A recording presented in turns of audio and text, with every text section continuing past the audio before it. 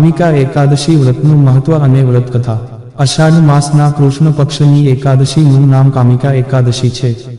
આ એકાદશીની કથા સાંભળવા માત્રથી વાજપેયી યજ્ઞનું ફળ મળે છે। આ વર્ષે કામિકા એકાદશીનું વ્રત 31 જુલાઈ 2024ના રોજ રાખવામાં આવશે।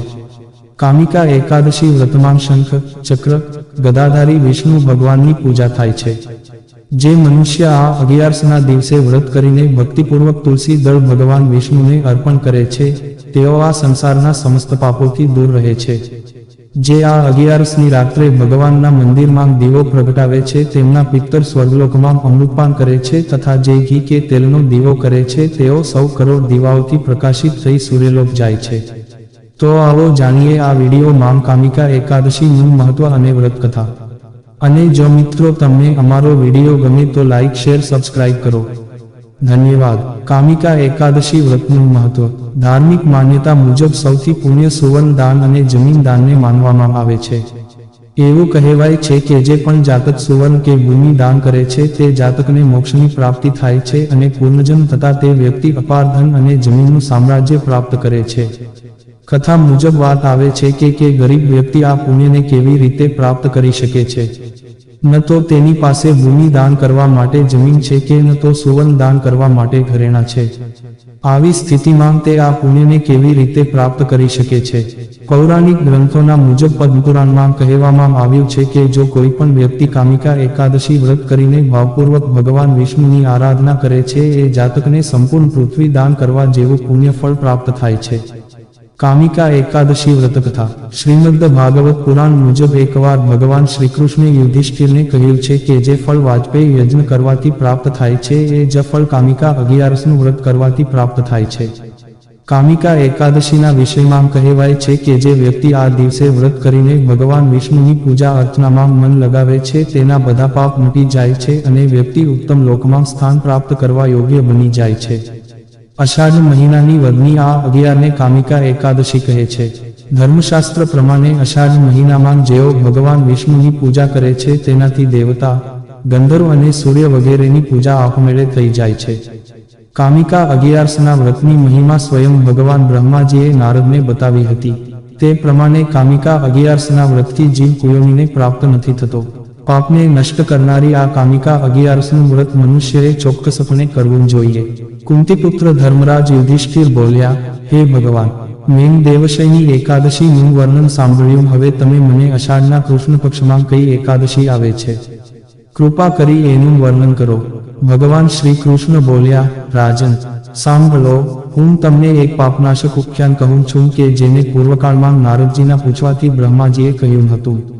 નારદજીએ પ્રશ્ન કર્યો, હે કમલાસન, હું આપની પાસેથી આ સાંભળવા ઈચ્છું છું કે અષાઢના કૃષ્ણ પક્ષમાં જે એકાદશી આવે છે, પ્રભુ એ બધું મને કહો। બ્રહ્માજીએ કહ્યું, નારદ, સાંભળો, હું સંપૂર્ણ લોકોના હિતની ઈચ્છાથી તમારા પ્રશ્નનો ઉત્તર આપી રહ્યો છું। અષાઢ માસના કૃષ્ણ પક્ષમાં જે એકાદશી આવે છે એનું નામ કામિકા છે। એના શ્રવણ માત્રથી વાજપેયી યજ્ઞનું ફળ મળે છે। આ દિવસે શ્રીહરિ વિષ્ણુનું પૂજન કરવું જોઈએ। ભગવાન શ્રીકૃષ્ણના પૂજનથી જે ફળ મળે છે એ ઘણું દુર્લભ પુણ્ય છે। જે સમુદ્ર અને વન સહિત સમગ્ર પૃથ્વીનું દાન કરે છે અને જે કામિકા એકાદશીનું વ્રત કરે છે એ બંનેને સમાન ફળ મળે છે। માટે પાપવીરુ મનુષ્ય યથાશક્તિ પૂરો પ્રયત્ન કરીને કામિકા એકાદશીના દિવસે શ્રીહરિનું પૂજન કરવું જોઈએ।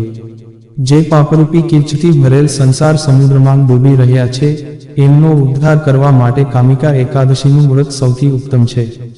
અધ્યાત્મ વિદ્યા પરાયણ પુરુષો જે ફળની પ્રાપ્તિ થાય છે, એના કરતાં પણ વધારે ફળની પ્રાપ્તિ આ વ્રત કરવાથી થાય છે। કામિકા એકાદશીનું વ્રત કરનાર મનુષ્ય રાત્રે જાગરણ કરીને ક્યારેય ભયંકર યમદૂતના દર્શન નથી કરતો અને ક્યારેય દુર્ગતિમાં પણ નથી પડતો।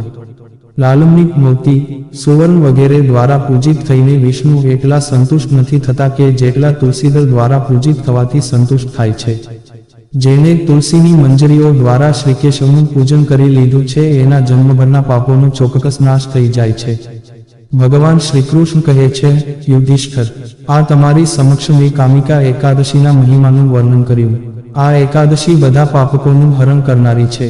આથી મનુષ્યોએ આનું વ્રત અવશ્ય કરવું જોઈએ। આ સ્વર્ગલોક અને મહાપુણ્ય ફળ પ્રદાન કરનારી છે। જે મનુષ્ય શ્રદ્ધા સાથે આનું મહાત્મ્ય સાંભળે છે એ બધા પાપોથી મુક્ત થઈને શ્રી વિષ્ણુ લોકમાં જાય છે. જે મનુષ્ય એકાદશીના દિવસે ભગવાન સામે દીપ પ્રગટાવે છે તેમના પિતૃ સ્વર્ગલોકમાં સુધાનું પાન કરે છે. જે મનુષ્ય ભગવાન સામે ઘી અથવા તેલનો દીપ પ્રગટાવે છે તેને સૂર્યલોકમાં પણ સહસ્ત્ર દીપકનો પ્રકાશ મળે છે. તેથી પ્રત્યેક મનુષ્ય આ એકાદશીનું વ્રત અવશ્ય કરવું જોઈએ. જય શ્રી કૃષ્ણ.